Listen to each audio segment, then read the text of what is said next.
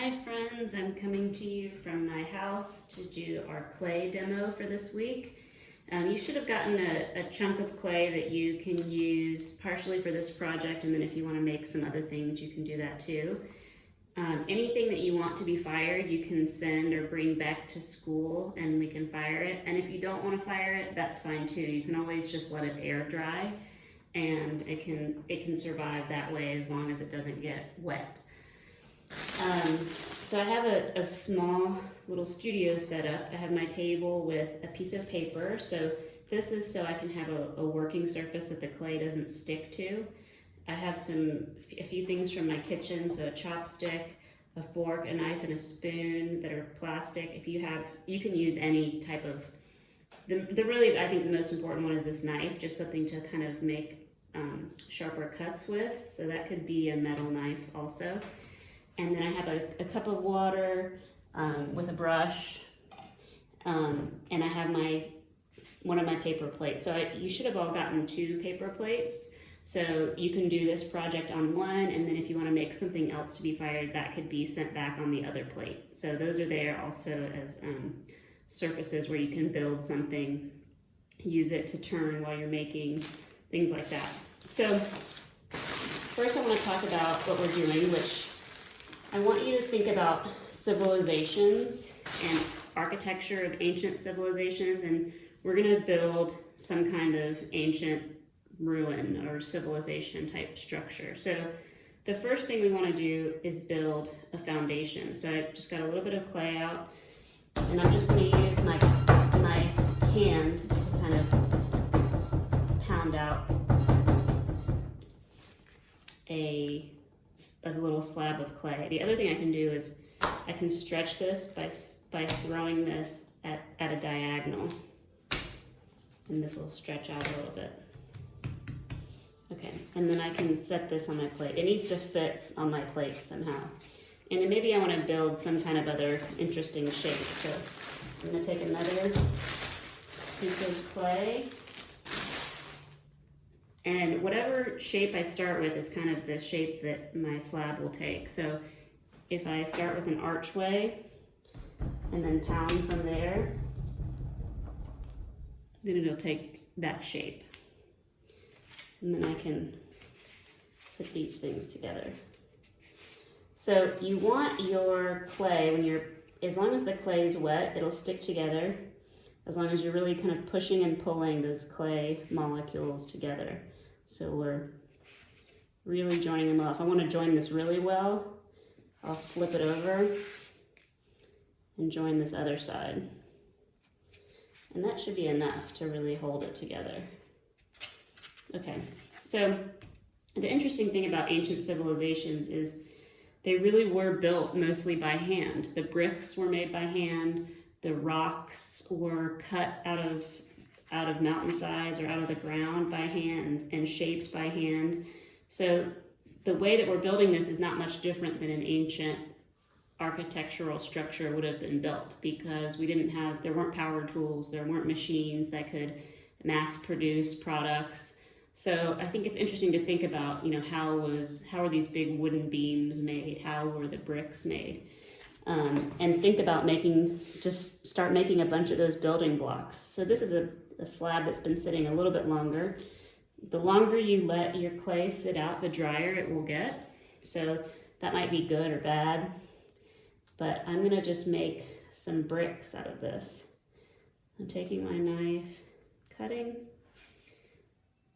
and maybe I'll start with some bigger blocks first.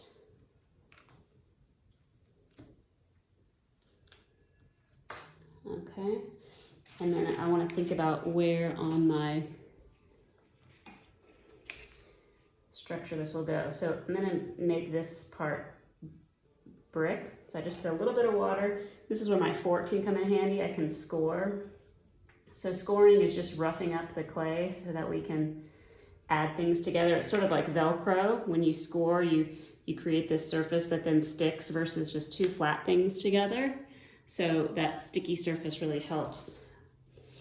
And since this clay is pretty wet and I've added water and scored there, I'm not going to worry too much about scoring these individual pieces. So I'm just gonna build. And this is kind of fun. It's sort of like making your own Legos. And I'm really, making sure for this initial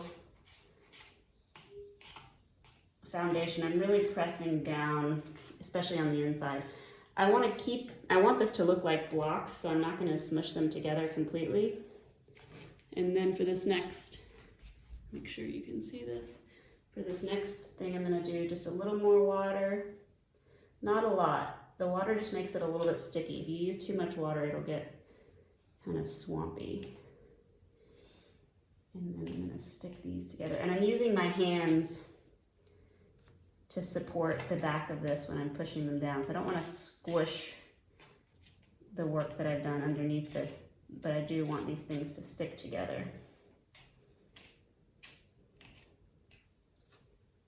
Maybe I'll cut this. Do like a half. So you can see how that is starting to look like I'm building with blocks, which is kind of interesting. So maybe I want to think about even making a window here. So I could take some of this slab. Well, maybe I'll make little bricks out of this one, so we'll just leave this here for now. So to make a coil, just take a piece of clay, roll it in my hands first, and then roll it on the paper. So this, I'm just gonna set up to be a little window. And I'll probably let this set up so that I can build on it without it wanting to fall over. So I'm just gonna let that be there for now so it can get nice and hard, and then I'll be able to build up over this. So now I can start thinking about this other structure. So maybe I want to, maybe I want to be more specific with my shape. So I could cut this down a little bit.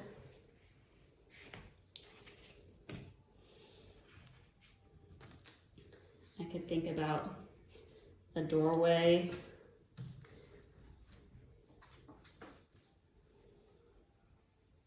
Maybe there's a doorway here. And then I can think about building with some other types of textures that might mimic wood or smaller bricks.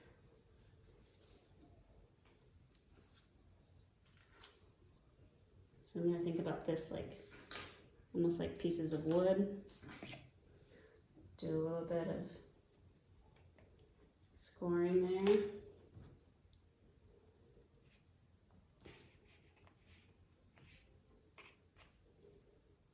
And you could build the whole thing like bricks. It could be something that really looks like a building, or it could just be a structure that uses the aesthetics of a building, which means it just looks like a building because it's using building blocks, but it doesn't have to actually be anything, it could just be something like that looks like a ruin. I mean, the interesting thing about ruins is everything is not intact, so you're just seeing bits and pieces of the construction, and that can be really interesting. Sometimes a ruin is just the footprint of a place. So they may say, oh, this used to be a marketplace, but all you actually see is just a line in the ground of where it was. So, maybe there's a ruin in here that's just lines. It doesn't actually have any structure. And maybe something else is half built. Especially if you get really ambitious and you're building really small and maybe the thing actually starts to fall apart, and that can be okay. That can be a part of how your piece ends up looking. And think of yourself as a little, almost like a factory. So you could sit and just make a bunch of building blocks first and then use them to kind of experiment with. So I'm just gonna make a couple different types of pieces and then just see how they go together. And you may find that when the clay is a little bit harder, it's easier, or maybe you like working with it when it's more wet. So just play around with it. But I really want you to think about different modes of construction and shapes that are used in construction. Okay, so then maybe this side is just small bricks.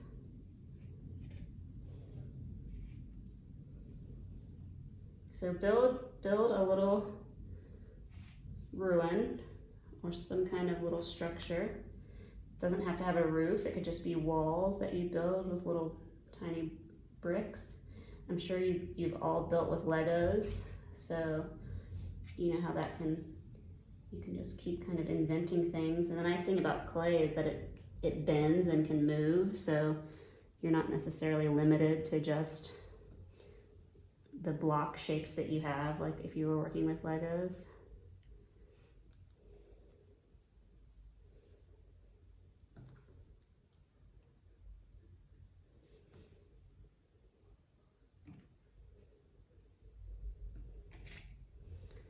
And really take your time. I'm doing this kind of quickly just to show you, but if you take your time, this can become, a really interesting thing. So I just have started kind of building up my walls. This is like an entryway, and I could always come back and cut things out too. So if I wanted to cut something out of the side, I could do that.